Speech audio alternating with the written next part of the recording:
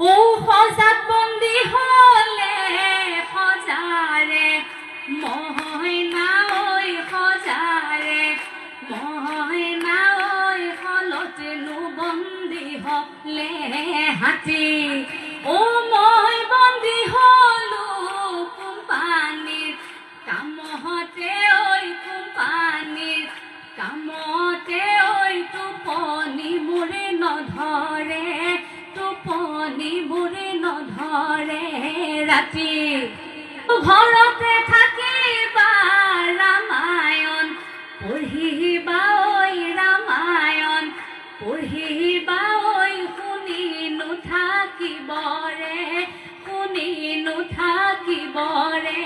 মন।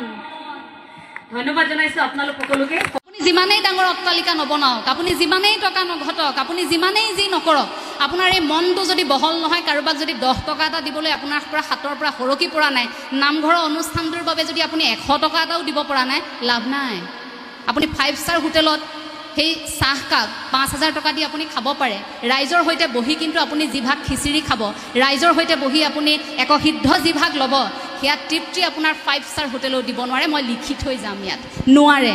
ৰাইজৰ সৈতে একেলগে থকাৰ এটা আমেজ আছে। এই যে 30% পোৱা ছাত্ৰ ছাত্ৰীসকল আমি আওকাণ কৰোঁ, পাছ কৰিলে সেই আমুকৰ ল'ৰাটোৱে যেনে তেনে পাছ কৰিলে, তাৰ ল'ৰাটো ফেইল কৰিলে নহয়, এবাৰ পৰীক্ষাত বৰ বেয়া কৰিলে। দেখিব ষ্টেণ্ড কৰা ল'ৰাটোৰ ঘৰত মিঠাই টোপোলা লৈ পৰিয়ালৰ লোক গৈ আছে, গাঁৱৰ লোক গৈ আছে, কিন্তু কাষতে ফেইল কৰা ঘৰৰ সেই ছাত্ৰগৰাকীৰ ঘৰত মাত লগাবলৈ কোনো যোৱা নাই। কিন্তু যেতিয়া দুদিন পিছত এটা বিপদ হ'ব, যাচোন ধনাৰ পুতেকক মাতি আন, যাচোন ধৰ্মেশ্বৰ পুতেকক মাতি আনি বাঁহডাল কাটি দিয়ক।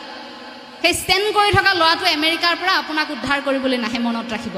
গতিকে ছাত্ৰ ছাত্ৰীক কেতিয়াও এই গুণগত মানদণ্ডৰ ওপৰত তেওঁলোকক শিক্ষা দিবলৈ চেষ্টা কৰক, আধ্যাত্মিক শিক্ষাৰে শিক্ষিত কৰক। কেতিয়াও এই মাৰ্কশ্বিটখনক লৈ অমুকে ইমান নম্বৰ পাইছে, এইটো পুৰস্কাৰ পাইছে, এইটো আসন পাইছে, সেই আসনক লৈ মানুহক কেতিয়াও তুলনা নকৰিব। আপোনাৰ সন্তানে যিটো কৰিছে সেয়া আনে কৰিব।